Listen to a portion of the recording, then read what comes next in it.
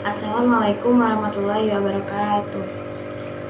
Terima kasih telah meluangkan waktu untuk menonton presentasi yang akan disampaikan oleh kelompok kami.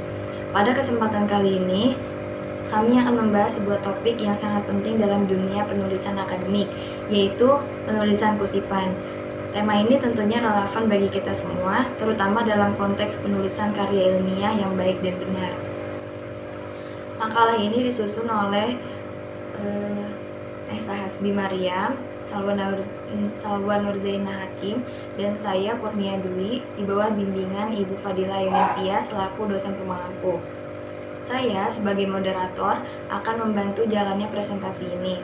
Setiap anggota kelompok akan memaparkan materi yang telah mereka siapkan, dan setelah itu akan ada sesi tanya jawab di kolom komentar. Kami berharap presentasi ini dapat memberikan wawasan baru serta memperkaya pemahaman kita tentang cara yang tepat dalam penulisan kutipan dalam karya ilmiah. Tanpa berlama-lama lagi, mari kita mulai presentasi ini. Yang pertama, ada pengertian kutipan. Menurut Kamus Besar Bahasa Indonesia, kutipan adalah pengambilan satu atau lebih kalimat dari tulisan lain yang bertujuan untuk memperkuat atau mengilustrasikan pendapat dari tulisan sendiri. Kutipan dapat berasal dari beberapa sumber, seperti buku, novel, puisi, cerita pendek, artikel, pidato, atau karya sastra lainnya.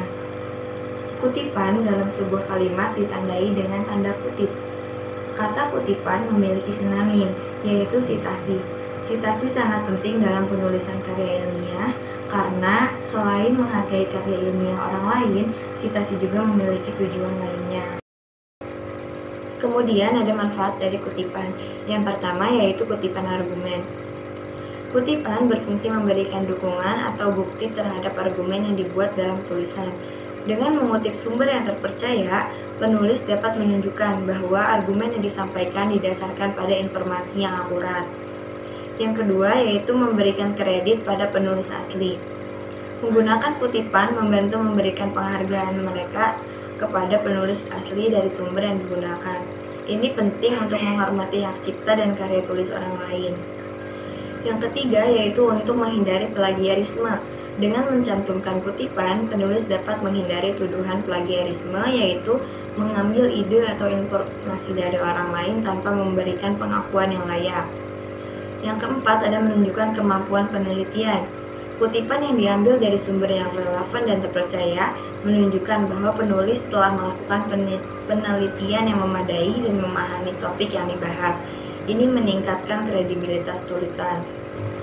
Manfaat yang terakhir yaitu menambah kredibilitas karya. Kutipan dari sumber yang diakui dapat memperkuat argumen dan meningkatkan kepercayaan pembaca terhadap tulisan.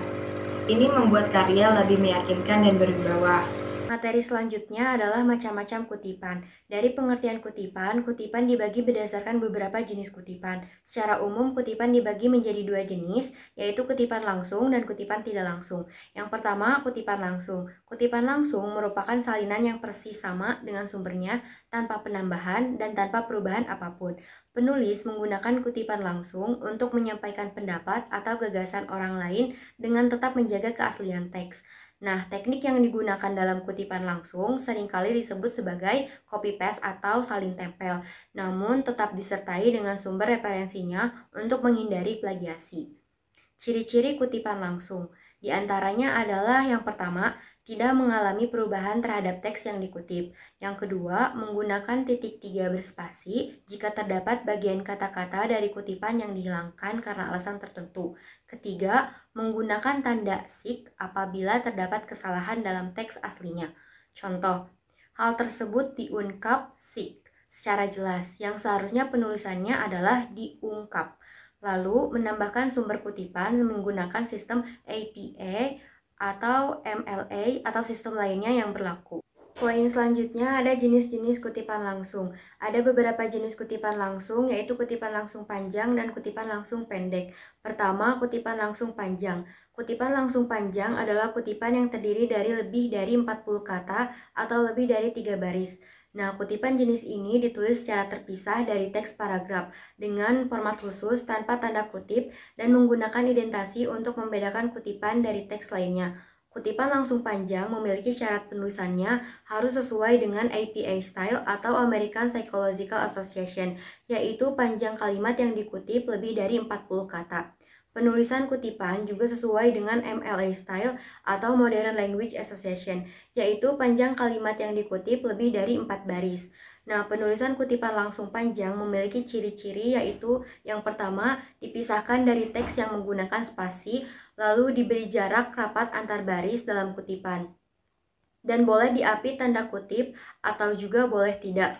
Yang kedua adalah kutipan langsung pendek. Nah, kutipan langsung pendek biasanya panjangnya kurang dari 4 baris dan teks yang dikutip dimasukkan ke dalam bagian penulisannya sebagai kelanjutan tubuh tulisan dengan menggunakan tanda kutip pada awal dan akhir kutipan untuk memisahkan kalimat kutipan dengan kalimat penulis. Kutipan ini dimasukkan langsung ke dalam teks paragraf dan ditandai dengan tanda kutip pada akhir kutipan. Penulis wajib mencantumkan sumber dari kutipan tersebut. Penulisan kutipan langsung pendek memiliki ciri-ciri, yaitu yang pertama, terintegrasi langsung dengan teks. Yang kedua, berjarak antar baris yang sama dengan teks. Yang ketiga, diapit dengan tanda kutip. Dan yang keempat, tidak lebih dari 4 baris. Lalu macam-macam kutipan selanjutnya adalah kutipan tidak langsung. Kutipan tidak langsung merupakan salah satu cara untuk memperkuat argumen dalam sebuah karya ilmiah dengan menampilkan ide dari sumber lain. Namun, penulis memiliki kebebasan untuk mengadaptasi ide tersebut ke dalam struktur kalimat yang berbeda. Hal ini berguna untuk menegaskan pemahaman penulis terhadap materi yang diambil dan tidak hanya menyalin teks secara literal. Nah, kutipan tidak langsung di sisi lain adalah kutipan yang diambil dari sumber lain, namun ditulis ulang dengan menggunakan kalimat penulis sendiri. Dalam kutipan ini, penulis hanya menyampaikan ide, gagasan, atau pendapat orang lain, tetapi dengan redaksi yang berbeda. Kutipan tidak langsung seringkali dilakukan dengan teknik parafrase, di mana penulis merangkum atau merangkai ulang pendapat yang dikutip sesuai dengan pemahamannya sendiri. Ketentuan kutipan tidak langsung, yang pertama, mengubah kalimat. Nah, dalam kutipan tidak langsung, penulis harus mengubah kalimat asli dari sumber dengan bahasa sendiri, namun tetap menjaga makna dan inti dari informasi yang diambil. Lalu yang kedua, tetap menyebutkan sumber. Walaupun kalimat sudah diubah, tetap diperlukan penyebutan sumber sebagai bentuk penghargaan kepada penulis asli dan untuk menghindari plagiarisme. Biasanya menggunakan format penulisan nama penulis dan tahun terbit. Misalnya dalam kurung Sugiono, 2018 tutup kurung. Lalu yang ketiga, panjang dan singkatnya kutipan. Tidak ada batasan khusus mengenai panjang kutipan tidak langsung, asalkan tidak merusak alur tulisan dan tetap relevan dengan argumen yang disampaikan. Kutipan langsung ini digunakan ketika penulis ingin menjelaskan definisi atau pengertian, dan ketika pernyataan dari sumber asli sudah jelas dan tidak perlu diubah atau diparafrase. Cara menulis kutipan langsung. Yang pertama, tulis apa adanya. Mengutip langsung berarti mengcopy-paste teks seperti aslinya, termasuk tanda baca dan ejaannya. Yang kedua, memakai tanda kutip untuk kutipan langsung pendek. Yang ketiga, cantumkan penulis dalam kurung tahun dan nomor halaman. Yang keempat, kutipan pendek langsung terdiri sebanyak-banyaknya 4 baris atau kurang dari 40 kata. Yang kelima, kutipan panjang langsung terdiri lebih dari 4 baris atau lebih dari 40 kata. Yang keenam, kutipan panjang langsung ditulis terpisah dengan teks, sedikit masuk ke dalam 1 tab dari tepi kiri dan tanpa tanda petik. Contoh penulisan kutipan pendek langsung yaitu misalnya penulisnya itu Bloom dan Masia dalam kurung 1974 nomor halaman 7 berpendapat bahwa tanda petik kalimatnya atau bisa juga kalimatnya terlebih dahulu lalu di akhir kalimatnya dicantumkan penulis dalam kurung tahun dan nomor halamannya. Seperti yang dikatakan sebelumnya bahwa penulisan kutipan panjang langsung itu ditulis terpisah dengan teks, sedikit masuk ke dalam 1 tab dari tepi kiri dan tanpa tanda petik. Nah, contohnya misalkan sebagaimana dikatakan Goleman tahun 1999 halaman 46, lalu garis baru atau paragraf baru, lalu tulis kalimat kutipan panjang yang ingin dikutip. Kalimat tersebut menjorok sedikit dari paragraf sebelumnya, tetapi kalimatnya sejajar gitu, tidak menjorok awal paragrafnya. Selanjutnya, cara menulis kutipan tidak langsung. Yang pertama, menggunakan redaksi dari penulis sendiri atau di parafrase. Yang kedua, tidak menggunakan tanda petik. Yang ketiga, mencantumkan sumber, nama penulis, tahun, dan halamannya.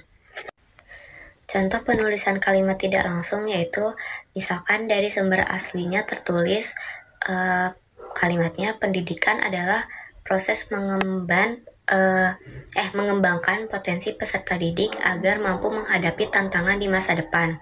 Nah, penulis dapat mengubahnya menjadi kutipan tidak langsung, yaitu menurut pendapat para ahli, pendidikan berperan penting dalam pengembangan potensi siswa guna mempersiapkan mereka menghadapi masa depan. Demikian presentasi yang telah disampaikan mengenai penulisan kutipan. Terima kasih atas perhatian dan waktunya telah menonton video ini. Semoga apa yang telah disampaikan dapat memberikan gambaran yang lebih jelas mengenai pentingnya penulisan kutipan yang sesuai dengan kaidah akademik dalam penulisan karya ilmiah. Sekali lagi, terima kasih atas perhatian dan partisipasinya yang diberikan. Semoga apa yang telah dibahas bermanfaat untuk perkembangan penulisan ilmiah kita ke depannya. Dengan ini saya akhiri sesi presentasi pada hari ini. Terima kasih. Wassalamualaikum warahmatullahi wabarakatuh.